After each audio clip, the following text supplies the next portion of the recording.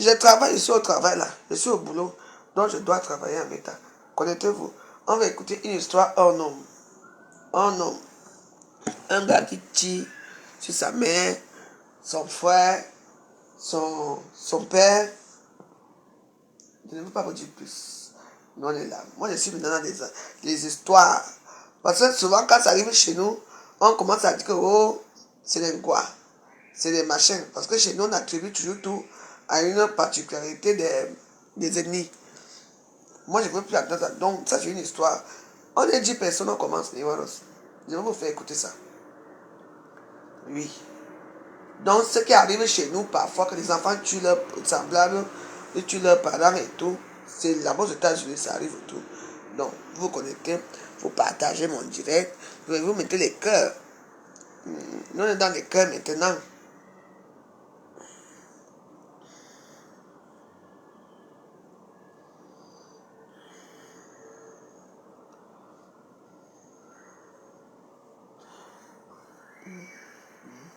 Donc, mettez quand même les cœurs. Et que c'est moi qui vais encore mettre les cœurs, alors qu'on va bien écouter les choses. Je ne veux pas les choses là. Toi, j'ai déjà dit que moi, je donnais rendez-vous mercredi. Je veux mes 300 euros. Donc, je ne parle plus de cette personne-là. Voilà. Moi, je vais seulement 300 euros. Donc, écoutons cette vidéo.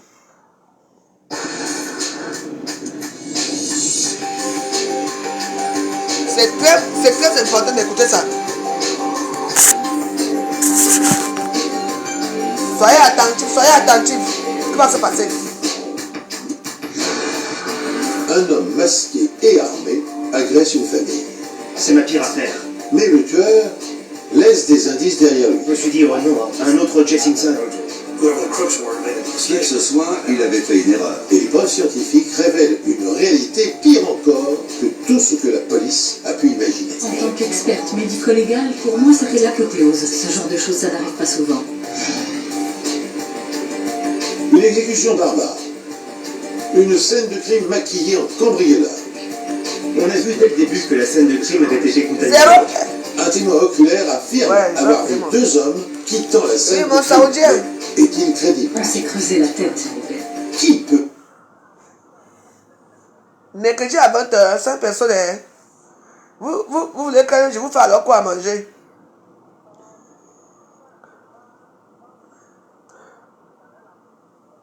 Le bar, c'est le Garden Free. Ok, le bar, c'est le Garden Free et le Misuga. D'accord.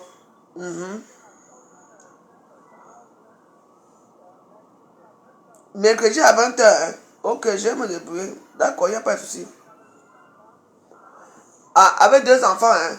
Ok. Ok, donc ça va alors. Ah bon? Oh, ça me fait plaisir. Ça me fait plaisir. Je vais pleurer. Ah bah non, ne me dis pas. C'est qui? Je sais que je dirais là. Hein? Ah bon? Je vais tourner l'émission.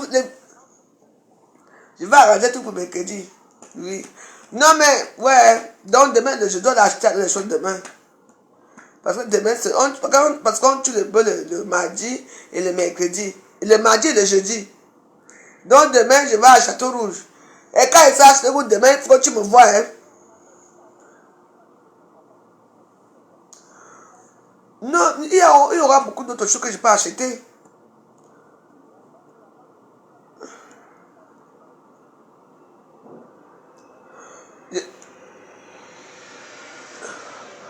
Bon, je vais te dire ce que je vais acheter demain. Quand ils s'achètent, je vais t'appeler, d'accord?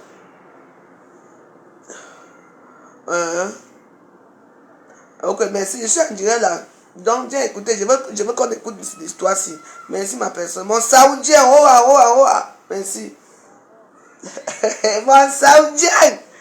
Les Saoudiens, tu reviens qu'en force de ta maison ici. Oh. On est ensemble, ma personne. Ouais, quand tu viens ici, n'est-ce pas, tu sonnes toi-même, tu entres. Ok, je vais avoir l'adresse tout à l'heure. Je t'envoie l'adresse. Bon.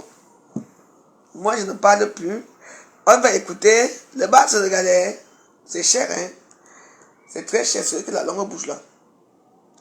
C'est trop cher. Je ne veux pas te dire. Ce sont ils passent les commandes, les sons, les trucs et tout ça. Ici, c'est individuel. Demain, je vais d'abord acheter tout ça là. Demain, il va son frère, il vient, il mange et tout. C'est dans Ghana, c'est comme ça. Je vais faire comment? Je vais faire mon petit Ghana, non? Voilà, je vais me débrouiller pour que tout soit bien.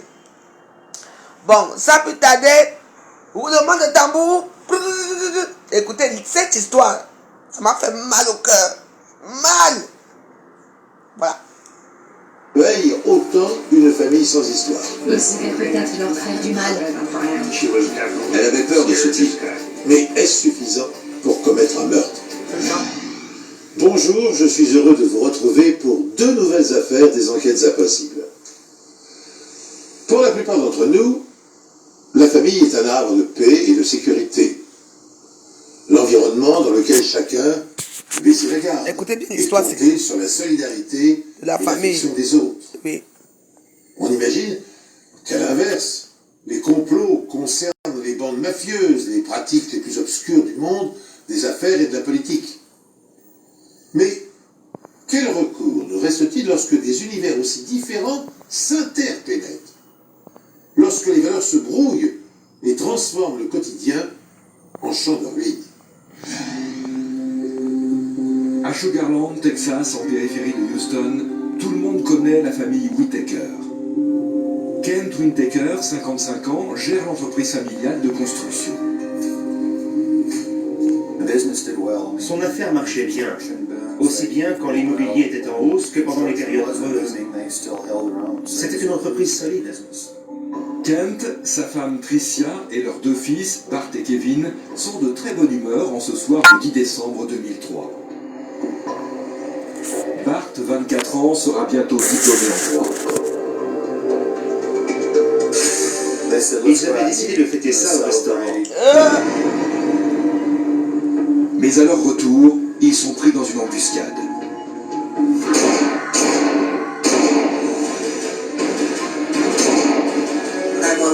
Someone just shot a neighbor. Get over here. Who shot them? We don't know. Someone in the mask. Please to this. Okay. Quelques instants plus tard, Bart appelle lui aussi les secours. Yeah, I just shot. Where is your wound? In the arm, my shoulder. I can't my arm. I'm shaking.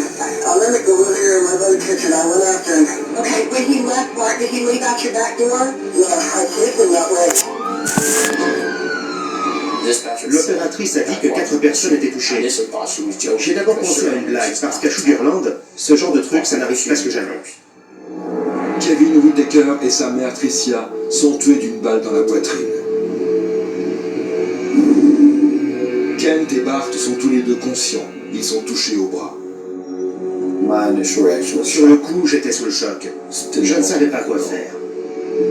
Les enquêteurs trouvent l'arme du crime par terre dans la cuisine. Un Glock 9 mm et des bouilles. La police trouve également un gant devant la maison. Il n'y a aucun signe d'effraction. Tout laisse à penser que l'agresseur était un cambrioleur. Et pourtant, rien n'a été volé. Les tiroirs avaient été ouverts dans la chambre des parents, mais pas assez pour qu'on puisse prendre quoi que ce soit.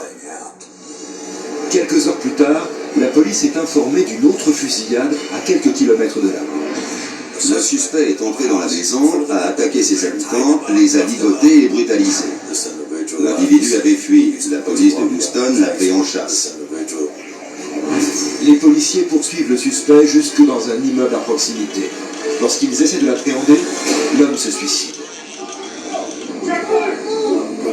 Quelqu'un qui se suicide pour échapper à la police en général, c'est qu'il a quelque chose à se reprocher. Comme un homicide par exemple. Bah oui. L'homme est identifié. Il s'agit de Layton Jackson, 22 ans. Il venait de sortir de prison 3 mois plus tôt, après avoir purgé une peine pour détention de stupéfiants. Il avait déjà fait de la prison, donc on s'est dit qu'il pouvait être impliqué dans cette affaire. Pour savoir si Jackson était impliqué dans le meurtre des Whittaker, la police utilise des chiens renifleurs. Dès qu'il s'agit d'une affaire assez médiatisée, ou pour laquelle les odeurs peuvent jouer un rôle, ils utilisent des chiens. Les chiens ont un odorat bien plus développé que nous. Le chien repère effectivement une odeur sur le gant trouvé devant la maison des Whittaker, ainsi que sur le 9 mm trouvé dans la cuisine. partir de là, on savait que celui qui tenait le pistolet portait les gants et avait touché les tiroirs. Mais le chien ne retrouve pas les mêmes odeurs sur les vêtements de Jackson. L'agresseur des Whittaker court donc toujours.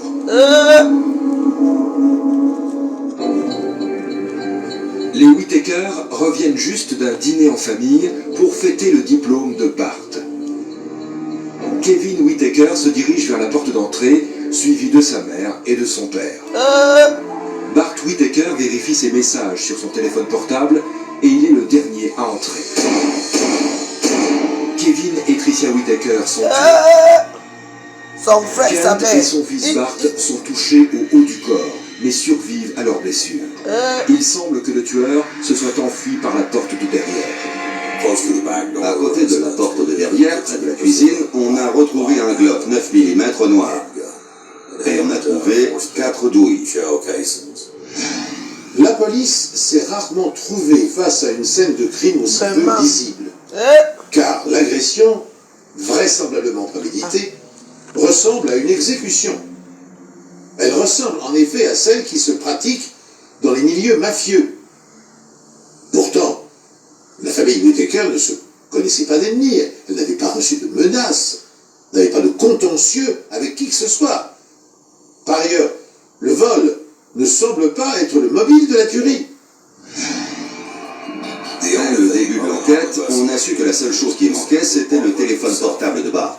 Pourquoi? Ça, on ne le savait pas. Quand on les interroge, Kent et Bart indiquent que le tueur portait un masque de ski, qu'il est de corpulence moyenne et mesure environ 1,55 m. Mais pour les enquêteurs, quelque chose ne colle pas. Tout d'abord, comment le tueur pouvait savoir à quel moment la famille serait de retour?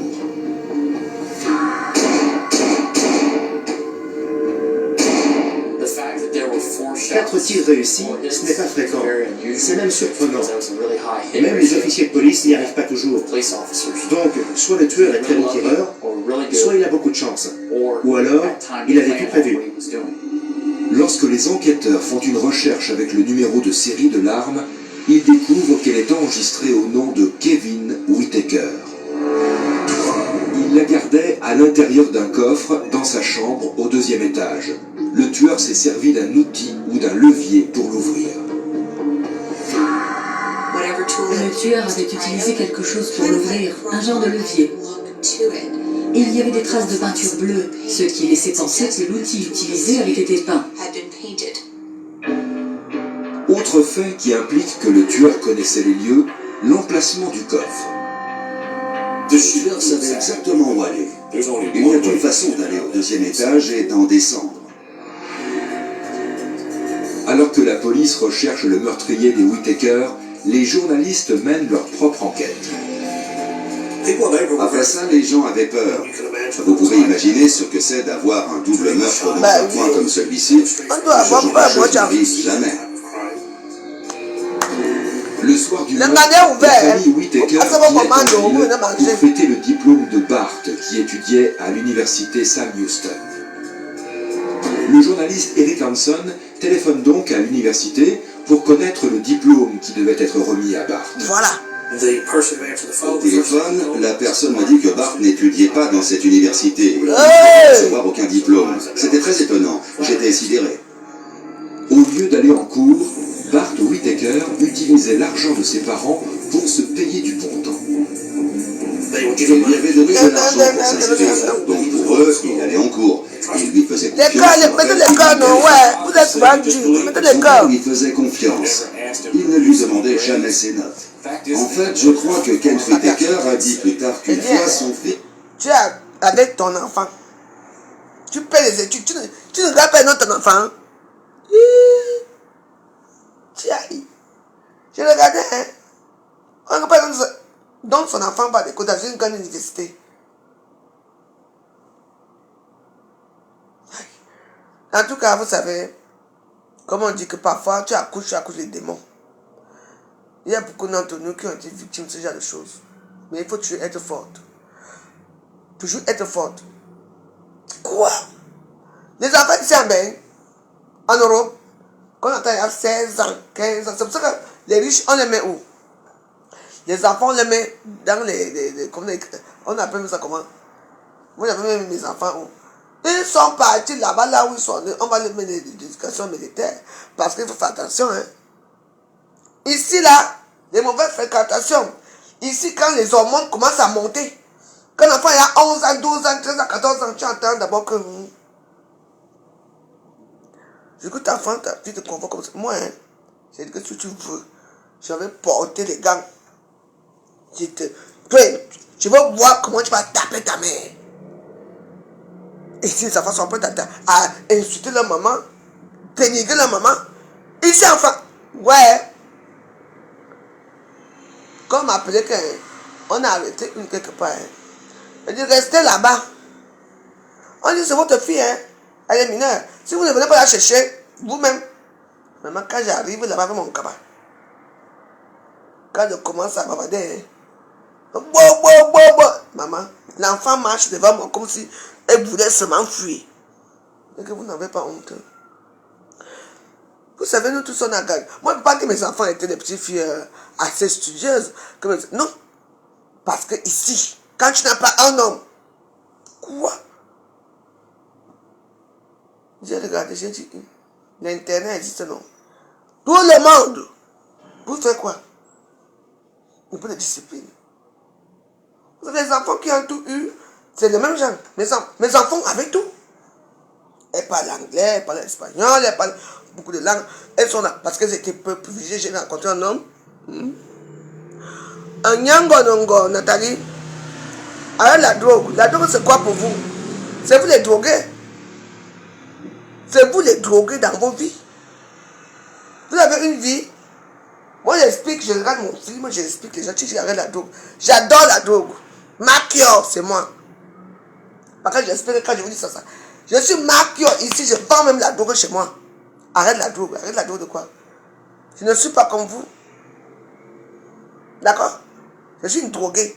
Mais une droguée qui n'a pas faim, qui n'a pas soif, qui a des amis bien positionnés. Je suis une droguée.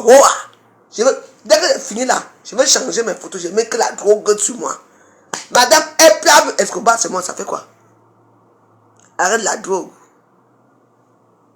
Dis à commenter ici. On vous explique les histoires de là. Donc, je vous explique comment les enfants se comportent ici, c'est bien. Les enfants engagés où? Quand mon mari est mort, ils sont partis où? À l'internat. Comme nous étions à grande taille, elle avait déjà 19 ans quand mon mari est mort. Lui, elle avait 16 ans.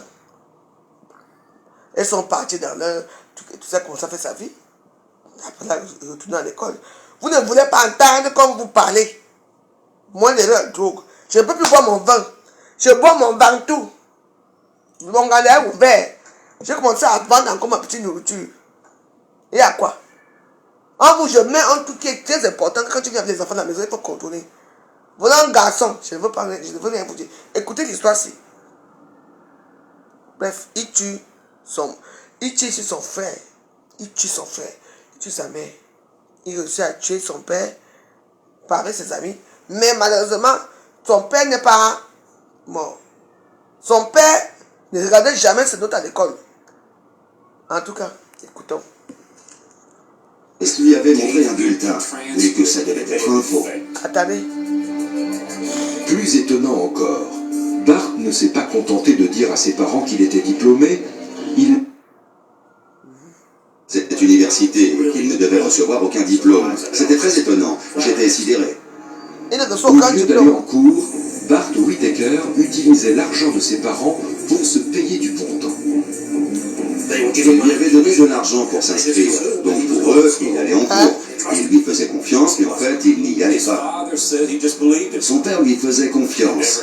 Il ne lui demandait jamais ses notes. En fait, je crois que Ken Whittaker a dit plus tard qu'une fois, son fils lui avait montré un bulletin, mais que ça devait être un faux. Plus étonnant encore, Bart ne s'est pas contenté de dire à ses parents qu'il était diplômé, il leur a aussi fait croire qu'il avait obtenu une mention. Il pensait qu'il avait obtenu la mention bien, c'est-à-dire de très bons résultats. Voilà, Donc ils avaient décidé de sortir pour fêter ça. Il est rentré chez lui, ils ont fêté son diplôme, et ils lui ont même offert une Rolex. On a fait une Malgré Rolex. ces éléments troublants, Kent Whitaker a bien du mal à croire que tout ceci puisse avoir un lien avec les meurtres. Là, je ne parle plus. Je vous laisse. Voilà. Jamais ses notes. En fait, je crois que Kent Whitaker a dit plus tard qu'une fois, son fils lui avait montré un bulletin, mais que ça devait être un faux. Plus étonnant encore, Bart ne s'est pas contenté de dire à ses parents qu'il était diplômé, il leur a aussi fait croire qu'il avait obtenu une mention. Il pensait qu'il avait obtenu la mention bien, c'est-à-dire de très bons résultats. Donc ils avaient décidé de sortir pour fêter ça. Il est rentré chez lui, ils ont fêté son diplôme, et ils lui ont même offert une Rolex. Malgré ces éléments troublants, Kent ont Whitaker fait une a bien Rolex. du mal à croire que tout ceci puisse avoir un lien avec les meurtres. Pas plus. Il n'était pas dupe. Il savait qu'il avait des problèmes, mais il ne se doutait pas que c'était à ce point-là, et que ça pourrait avoir de telles conséquences. La police découvre ensuite un élément troublant sur une photo de Bart et de son frère, prise par la famille à peine 1 heure avant le meurtre. Sur une des photos, nous avons remarqué que Bart faisait des gestes obscènes au photographe, ou du moins à la personne qui prenait la photo. Les policiers se demandent alors si l'hostilité de Bart n'aurait pas pu aller plus loin que ces gestes obscènes. Après l'agression de sa famille, où sa mère et son frère ont perdu la vie, Bart Whitaker apparaît comme un menteur. Il a fait croire à ses parents qu'il allait être diplômé en droit, alors qu'il n'a jamais mis les pieds à l'université. J'étais d'autant plus agacé qu'il avait reçu une carte de félicitations d'un ami de la famille avec un chèque de 25 ou 50 dollars. Vraiment. Ça fait quand même une somme. Mais oui, ça fait une somme, c'est beaucoup d'argent. À sa sortie de l'hôpital, il a encaissé le chèque. Alors que tout le monde savait qu'il avait menti, il a quand même pris l'argent. Lorsque l'affaire est rendue publique par la presse locale, un ami de Bart, Adam Heap, se présente à la police avec une information très intéressante. Adam affirme que 2 ans avant le meurtre, Bart a voulu l'engager pour tuer ses parents. Hey! D'après lui, il voulait les supprimer pour toucher l'héritage, estimé à plusieurs millions de dollars. Ouais. Heap connaît certains détails du meurtre que seule une personne impliquée peut connaître. Ce qu'il nous a décrit correspondait exactement à la scène de crime.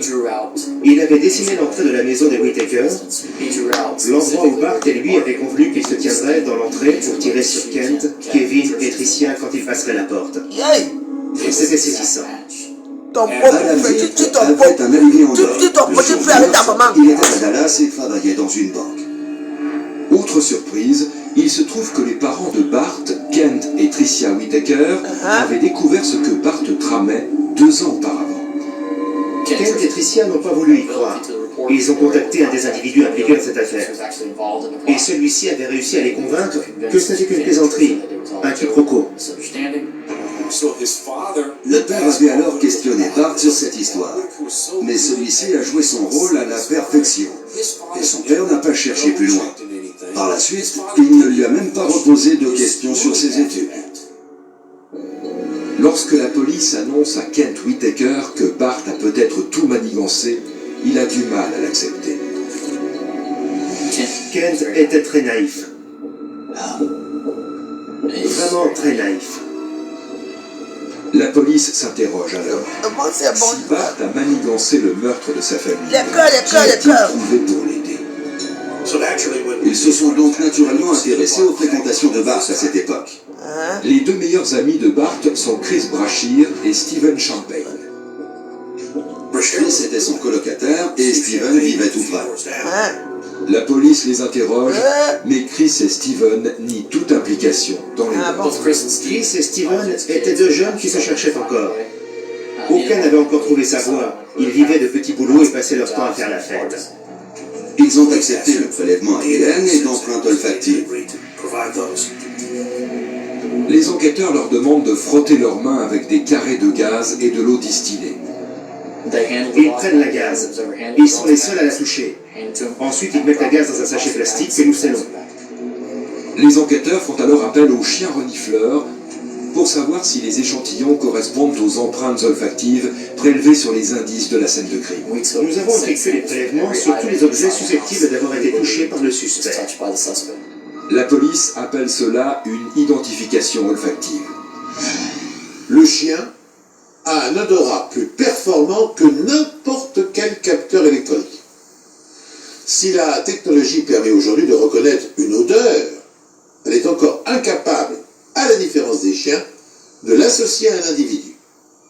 Avec une muqueuse olfactive 100 fois plus sensible que la nôtre, le berger allemand est le champion du dépistage et l'assistant précieux des experts de la police scientifique. Lorsqu'un individu est suspecté d'un crime, les policiers placent une pièce de vêtement lui ayant appartenu et étant imprégné de son odeur parmi 4 autres échantillons. Si le chien parvient à l'identifier, et bien pour plus de sûreté, le test est répété 2 fois avec un autre chien renifleur. Cette méthode a déjà permis aux enquêteurs de résoudre des centaines d'affaires.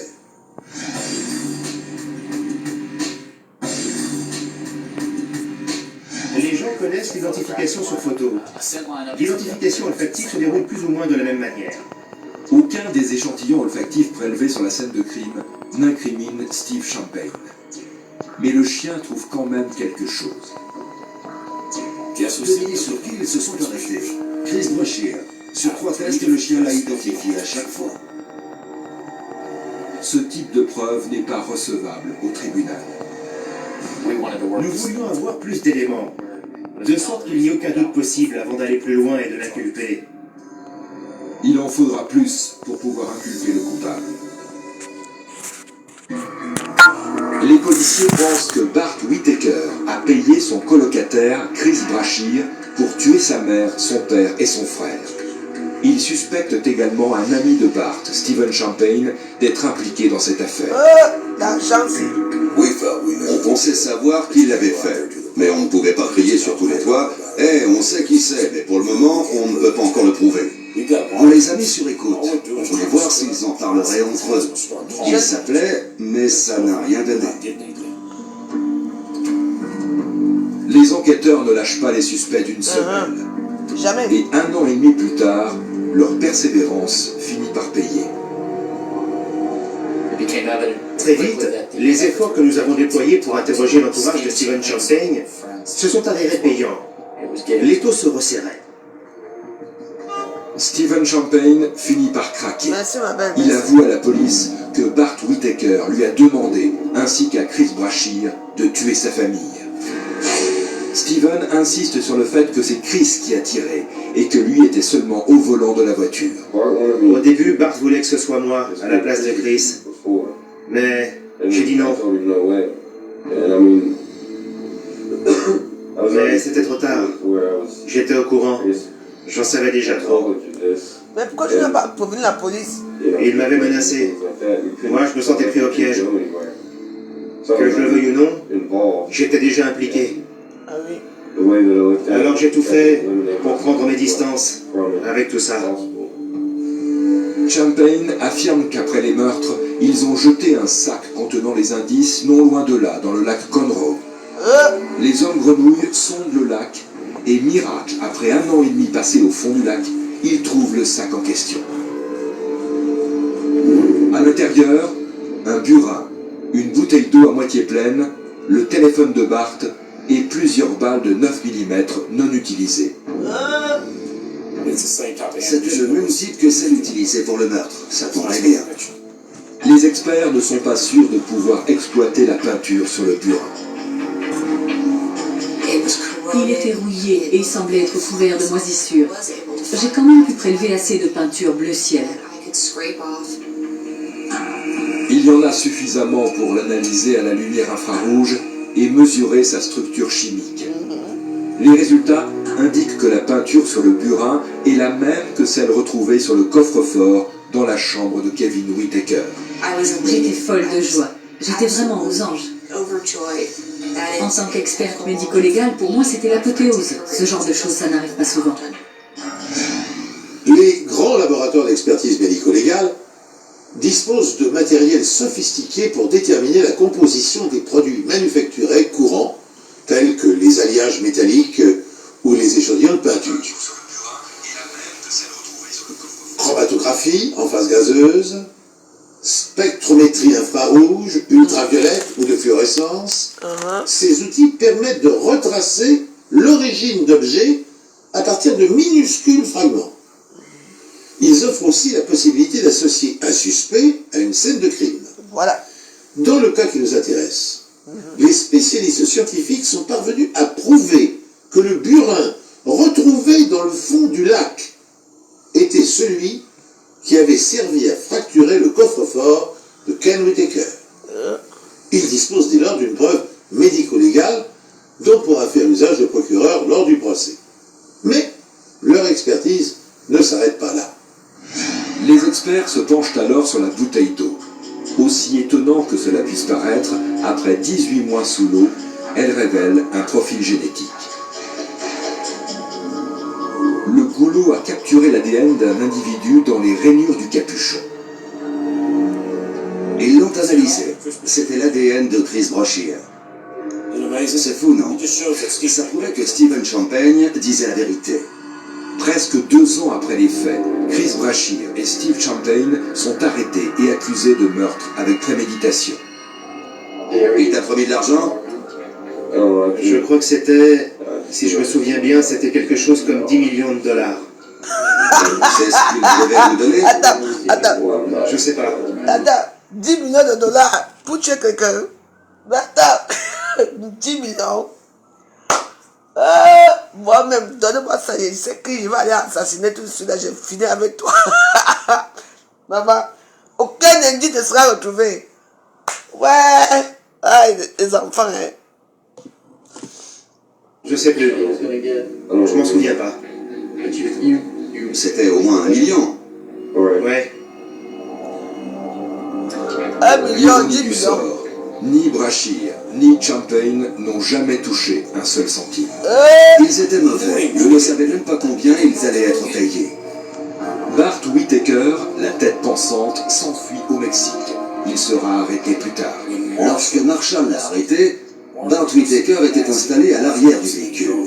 Marshall s'est retourné et lui a dit « Tu sais Bart, je voudrais bien que tu m'expliques comment tu as pu faire un truc pareil. » Ce à quoi Bart a répondu « C'est facile, il suffit d'offrir aux gens ce qu'ils veulent. » Le procureur pense que Bart avait tout préparé dans les moindres détails. Tu vas pourrir en prison, pourrir en pour leur prison. raconter qu'il a réussi son dernier examen et qu'il va donc obtenir son diplôme. Ses parents l'invitent alors à la maison pour fêter l'événement. Lorsque la famille s'absente pour le dîner en ville, Chris Brashear s'introduit dans la maison avec une clé que Bart lui a donnée. Mais il perd un de ses gants devant la maison, ce qui le trahira par la suite. Une fois à l'intérieur, Brashear force le coffre dans la chambre de Kevin et prend le Glock 9 mm. C'est là qu'il laisse les éclats de peinture qui permettront ensuite aux experts de faire le lien avec le burin retrouvé dans le lac. Pour faire croire à un cambriolage, Brashear ouvre quelques tiroirs, mais il est évident que c'est une mise en scène. Stephen Champagne se trouve au restaurant. Il appelle Brashear lorsque les Whittaker quittent les lieux. Quand ils rentrent chez eux, Brashear les attend de pied ferme.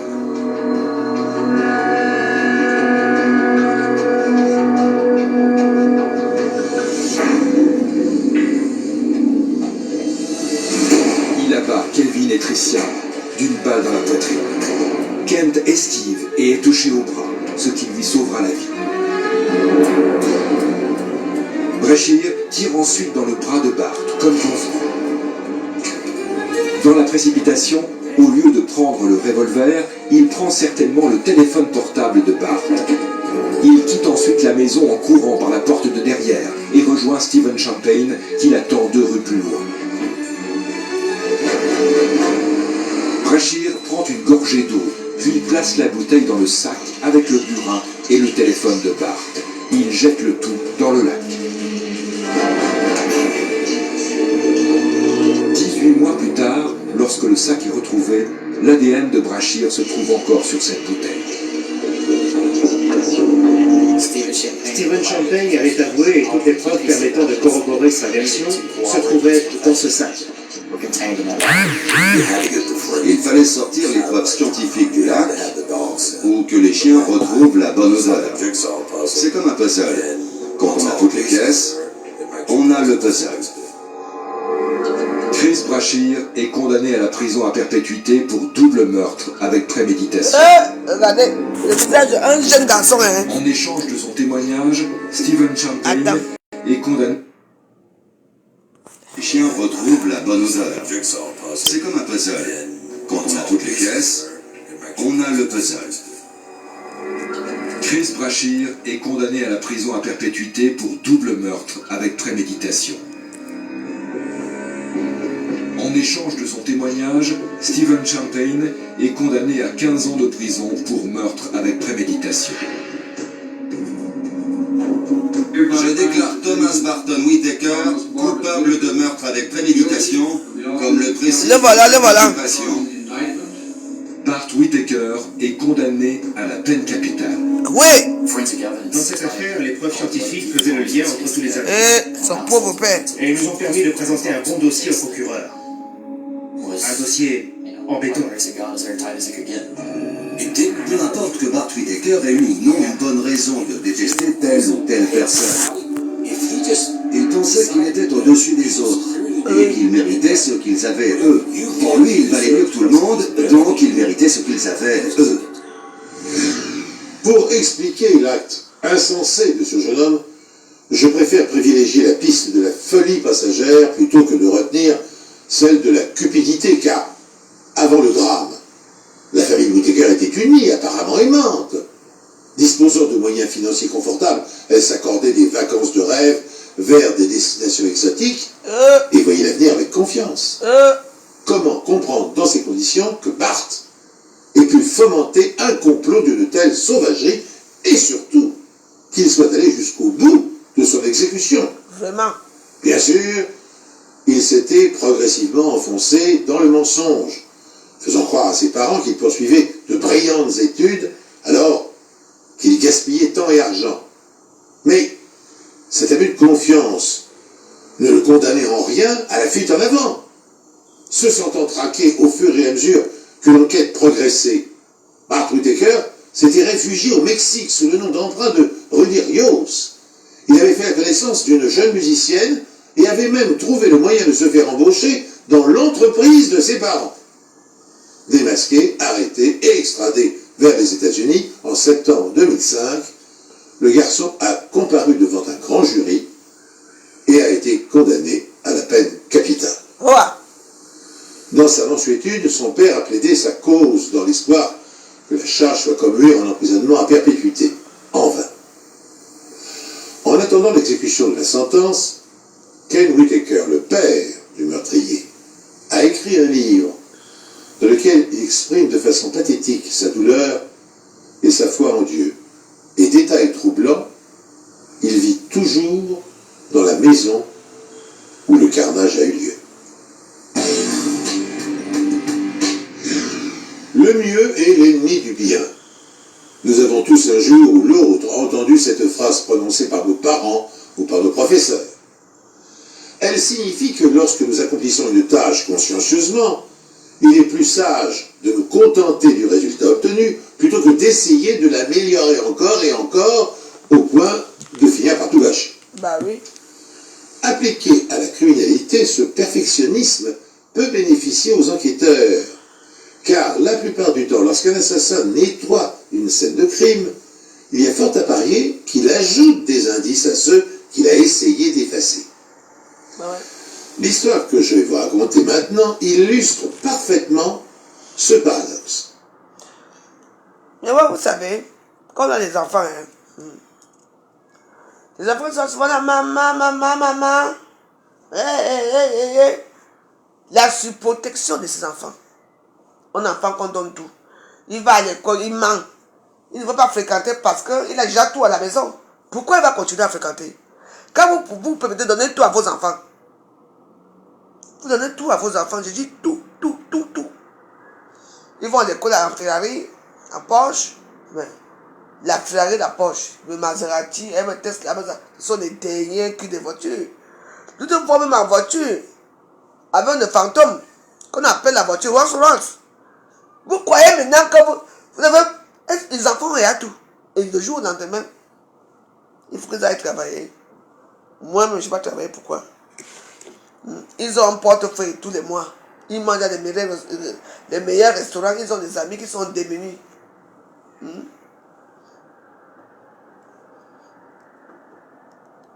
Ils ont les trucs, ils ont les beaux vêtements. Ils voyagent à jet privé pour la... Ils vont travailler encore pour quoi? L'université, c'est quoi pour eux? Il faut me dire. Et vous vous étonnez? Et vous vous étonnez que le jour au lendemain, les enfants deviennent vos détracteurs. Ils n'ont plus de sentiments pour vous. Le seul sentiment qu'ils vous aiment, c'est l'argent. C'est comme des putes. Une pute aime un homme uniquement pour l'argent. Hey, j'avais ma tortue demain, mon client arrive là. Quand tu arrives, on t'appelle chou. Et après, tu n'es plus rien, tu ne représentes rien. Quand vous apprenez à vos gens, à vos enfants, à se prostituer chez vous-même, c'est-à-dire que, donne-toi. J'ai dit quelque chose au fond. Ça doit être. Comment j'ai fait ça, les choses là, j'oublie souvent. Ah oui! Un type. Je savais. C'est le foie que j'ai mis. Maman. Et j'ai mis à 9%. Maman, moi, c'est. Ouais. J'ai semblé de manger le foie-ci. Je veux manger le foie là. Oh. Et puis, je n'ai même pas acheté le pain. Je devrais manger le foie là. Moi, avec mes choses aussi. Depuis que j'ai mis le foie là-bas au frigo. Le foie. Moi, j'aime bien manger. J'aime bien me bouffer le corps. Ouais. Alors qu'il a souci, il était bon jusqu'à. Putain, comment je vais faire maintenant? Oh, c'est pas. Depuis, attends, ça sent. Oh là là.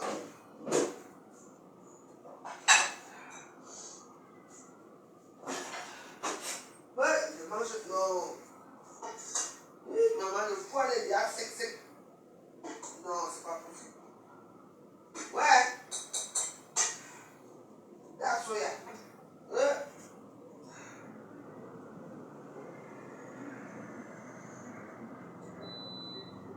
Ne mange pas sur le faisant de choses. Ah, alors qu'il avait. C'était bon jusqu'à hier.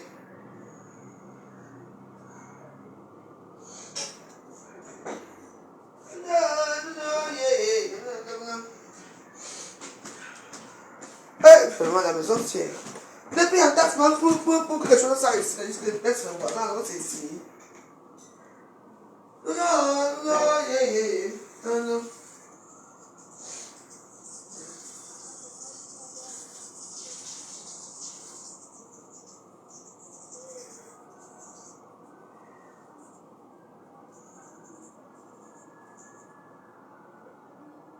Oh, c'est pas possible ça. Moi, je suis toujours comme ça. En cas de comme ça. Aïe! Après, je ne fais pas de cause comme ça. Non, yeah. Non.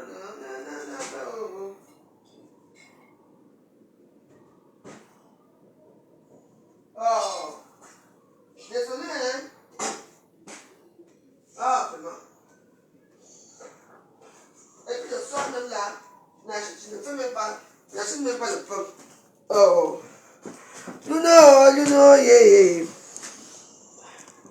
Jean-Jacques Maurice Gazon, ça va?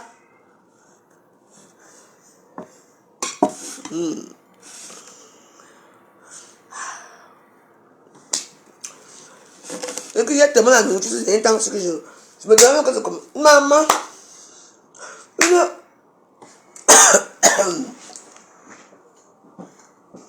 Oh là là. Ouais.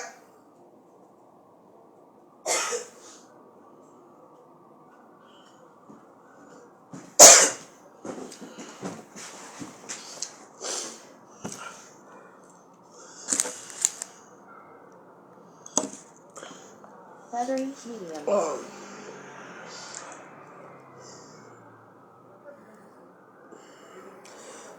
Oh, non, ah, là, ça sent déjà. Là, c'est... Connected to A13 vanilla. Ouais, tu m'as pas bien préparé ça, c'est bon jusqu'à ce point. Ouais. Le courant va faire que les mamies vont se brûler maintenant partout, partout. C'est bon jusqu'à.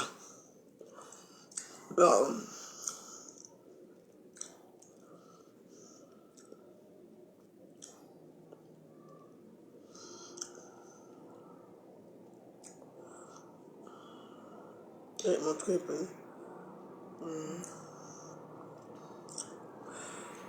Oh non,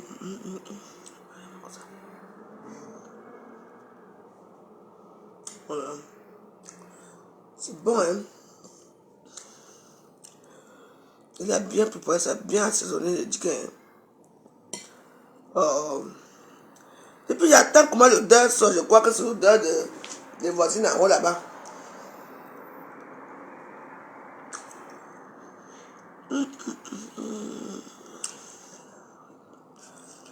Mais bon,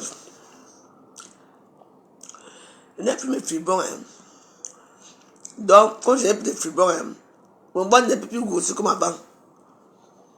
Mon ventre était comme le ballon. Maintenant, mon ventre, hein, je vais venir manger comme je veux. Voilà.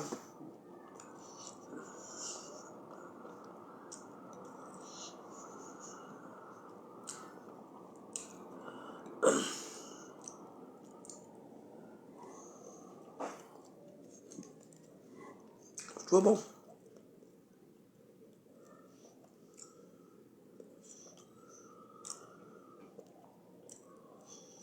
Moi, je chope, hein, mais tous mes vêtements entrent sur moi. Hein. Voilà. Alors que c'était bon. Hein. Oh là là.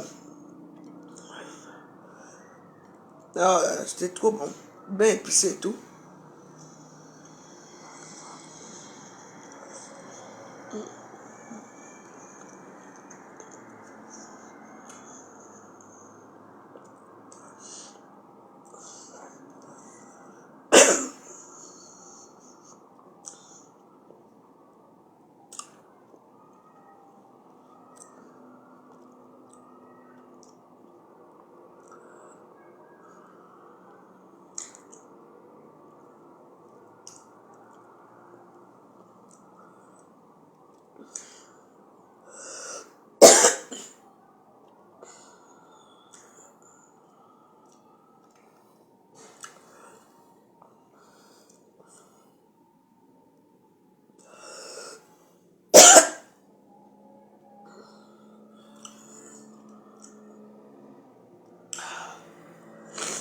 Je vais mettre ça après.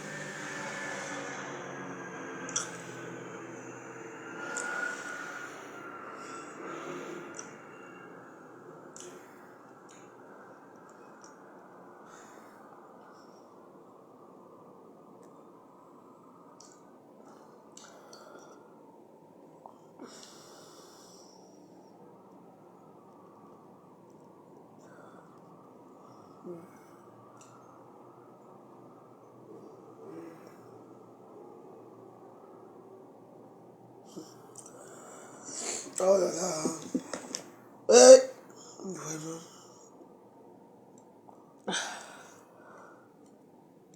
Oh, c'était bon, hein. Dites que c'était bon jusqu'à trop bon même. Je t'ai dit. Malheureusement.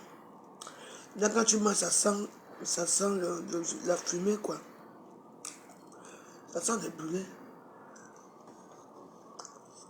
Ouais.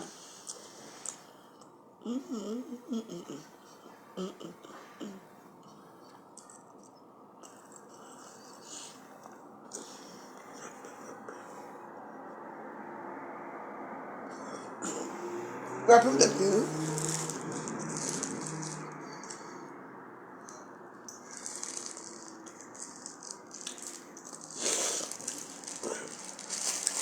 Je fous comme les enfants. Les skinny, c'est quoi? Les enfants. Tu te cartes rose, rouge et noir. Tu as vu mon âge? Tu as vu ma taille? Petite femme, hein? Je dois quand même avoir une petite taille quand même. Que quand je marque, je dois quand même poser aussi un peu. Donc pour vous, une femme qui est trop mince, avec un ventre placé sur la femme, c'est de prostituée. Hein? Les femmes qui ont fait toute la toile, ça va vous aimer. Je suis skinny. Bien skinny même. Moi j'aime manger. Je peux faire 3-4 jours sans manger, même 6 jours sans manger quand je veux. Mais je grignote beaucoup. C'est le grignotage là qui donne le poids.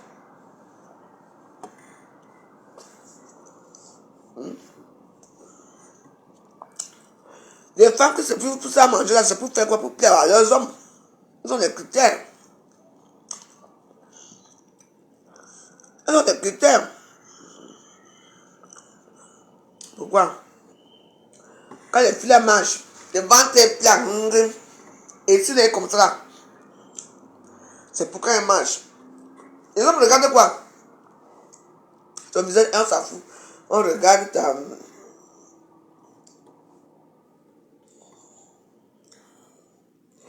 C'est tout. Les hommes sont pour regarder ça. Il faut avoir le dombolo. Parce que quand ils vont vous prendre par derrière, c'est ça qu'il s'agit. Donc tu vas privilégier ta vie. Tu ne vas plus manger. Moi j'avais mon problème de fibre. On m'a enlevé mon utérus. Donc maintenant je peux manger comme je veux. Je peux manger comme je veux. Je peux maigrir à tout moment. Parce que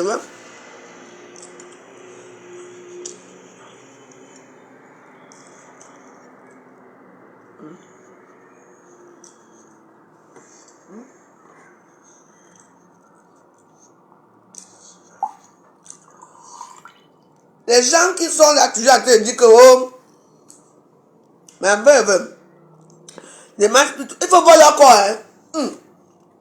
Elles sont comme si les ancêtres plats. Tu sais, les ancêtres comme les grands nourritures dans les fêtes là. Leur ventre, hein, il faut les voir. La famille les tue souvent.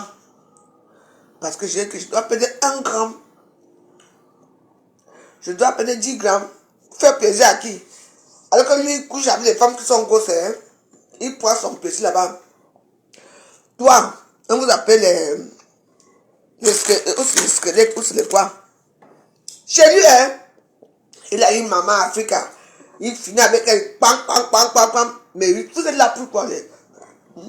Parce qu'il veut se faire valoriser avec vous. Il faut le voir dans la démarche. Mon gars. Dès qu'il finit avec toi, il te paie tes petits yaourts là. Il te paie les petites choses là. Après, il t'amène jamais à Fendi pour payer ça à Fendi. Hein. Il ramène seulement un vieux sac. Il m'amène seulement un sac. Voilà ce que je t'ai offert. Ils ont les femmes. Les femmes ont mari. Ils ont les 7 enfants. Avec leurs femmes. 3-4 enfants. Bien structurés. La femme est mince. Non. Elle est bien. Elle fait les ménages chez elle. Et même souvent, comme les femmes sont devenues vicieuses, maman, sois avec elle, non. Papa ne m'oublie pas seulement. Hein. Sois avec elle. Ne m'oublie papa. Tu sais que... Ouais! C'est même la femme là qui dit, mais comment faire? Elle va même chercher l'argent pour les l'ex de leur mari. Et il faut les voir dans les voitures ici. Ton mari ne travaille jamais. Ok. Laissons ça.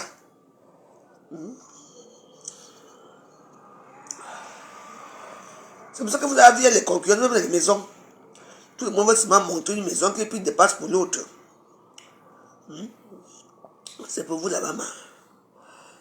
Vous les skins là-bas dehors. On vous aime bien. Maintenant, je dis qu'on te prend, on te fait les petites fesses en Turquie. Les gens, ça, ils payent pour te vendre. Quand il aura marre de toi, il a que des filles avec son mari. Il y en a qui n'est plus avec elle. Moi, j'ai cru. Ah bon, hein? Ou par exemple, dans certains âges, sortez avec vous parce qu'ils n'ont pas vu une vie avant vous. Hein, es-tu là?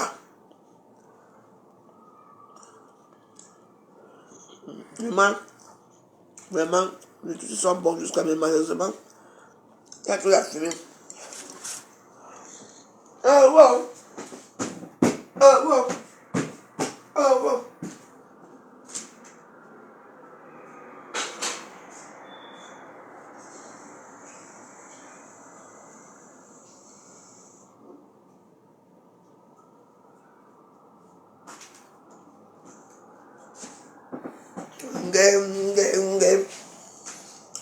Les gens sont là avec leurs femmes, avec leurs enfants, ils ont fait leur vie.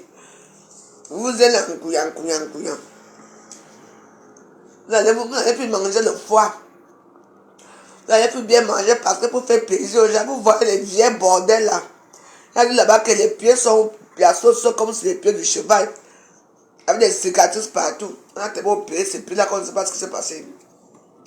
Les fesses sont comme ça derrière. Le ventre. Il faut maintenant que, pour que ça fasse comme ça. Même pour bouger les fesses, hein. On ne bouge pas les fesses comme ça, hein. Les fesses ne bougent pas, hein. Oh, les fesses sont placées comme ça, comme le ciment. Les fesses, les fesses de quelqu'un sont placées comme le ciment, ça ne bouge pas. C'est les réseaux sociaux. C'est que comme ils ont leur chose pour faire là. Oh, tu as vu une femme quand elle marche, les fesses sont placées comme ça ne bouge pas. Vous êtes là. Vous parlez.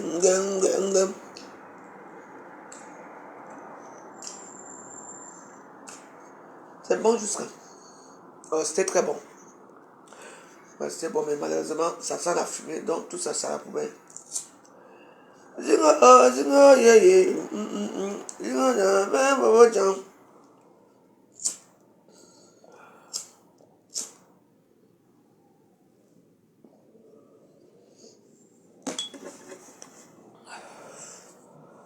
Même les Robocop, tu la vois, hein. Elle marche, il n'y a même pas un petit. On n'a pas remarqué les nouvelles bébés, elle là. Les fesses bougent un peu. Les fesses de quelqu'un, ce sont des anciennes fesses. Elle marche, rien ne bouge, c'est comme ça. Rien ne bouge. Il n'y a rien qui bouge. C'est quand elle commence à secouer ça un peu comme ça que ça bouge. Et les Robocop qu'on a dit dehors. Les Robocop, maman, c'est grave, hein. Ça, j'ai bien réel là. Des chats faits. C'est qui bagarraient partout ici là. Parce que quoi? Les écrans n'ont pas regardé. Les Bamileke n'ont pas regardé. Elle a récupéré un gars du Betty. Elle a pris un gars du Betty. J'ai mis ça d'abord regarder. Hey, celui-là. C'est bon. Mais n'importe quel écran. Alors qu'elle devait tuer les écrans ici la dernière fois. Ou on devait mourir ici. Elle, c'est les filles avec Sally Boston. Elle s'est déshabillée, montait les gros seins. Elle montait leurs fesses ici. Pour avoir qui finalement, toujours les petits. Les Bamileke, vos gars ne savent pas vous niaiser. Les filles Bamileke, vos gars ne savent pas vous niaiser. Vous, les femmes, vous êtes vicieuses. Mais vos gars ne sont pas vicieuses. Vos ne sont pas vicieuses.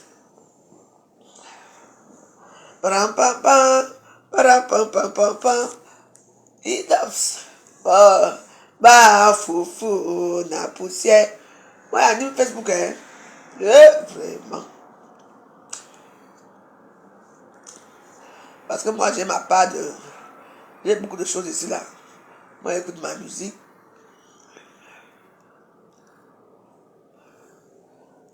Interruption spéciale. Avec MMA, c'est décidé. Cet été, on loue notre appart pour financer nos vacances. C'est décidé, c'est MMA.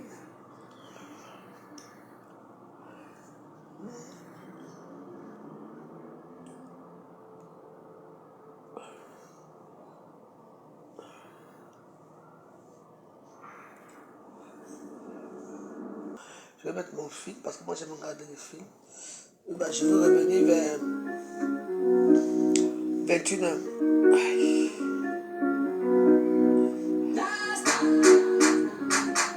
On est tous fait mal jusqu'à.